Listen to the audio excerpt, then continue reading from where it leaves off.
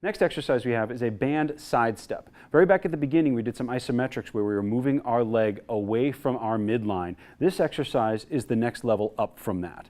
So what I'm going to have Chase do is take the band, he's going to place it onto the floor, he's going to step right into the middle of the band where the band is in his arches.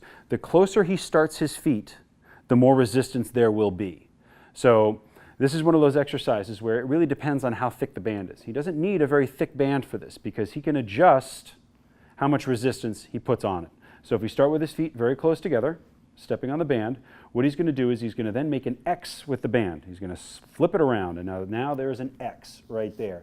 Just going to hold that band at his waist. The point of holding that here is to prevent that band just from sliding back underneath his feet. What I'm then going to have Chase do is bend his knees slightly and hinge forward at the waist. He is then going to stretch that band between his feet until he is hip width apart. This is your starting position.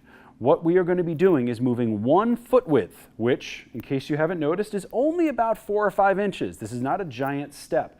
You're going to keep your upper body as still as you can, focusing on extending and reaching that foot out, picking up and placing the other foot.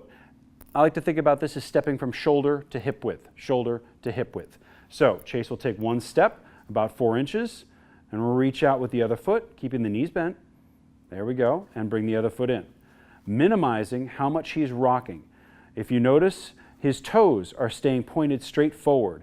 If you are getting fatigued, that lead foot, the foot that is stepping to the outside, is going to start turning out.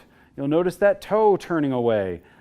That is not where we want to be. We want to bring that toe back to neutral and extend that ankle. Reach that ankle out to the side, picking up the foot and placing it. If you feel that you are dragging your back foot, if you are feeling that you are unable to lift your foot up off the ground, reduce how much resistance is between your feet. So in order to reduce the resistance on the band, go ahead and start all the way back to 0. Instead of stepping on the band with your feet right next to each other, there's no tension on this right now. Start with the feet a little bit wider. And as you make the X and bring it up to the waist, how much you stretch out the band now, there's not going to be nearly as much resistance between those feet. So honestly, it really depends on what band you are using. That will determine where you step onto this. You need to feel a nice burn developing right in the side of the glute, from the hip down to below, right at the mid-thigh. That's where we're targeting right now. Same muscles that were in those isometrics where we were moving that leg off to the side, we're targeting here. We're just now adding a dynamic range of motion as opposed to just isometrics.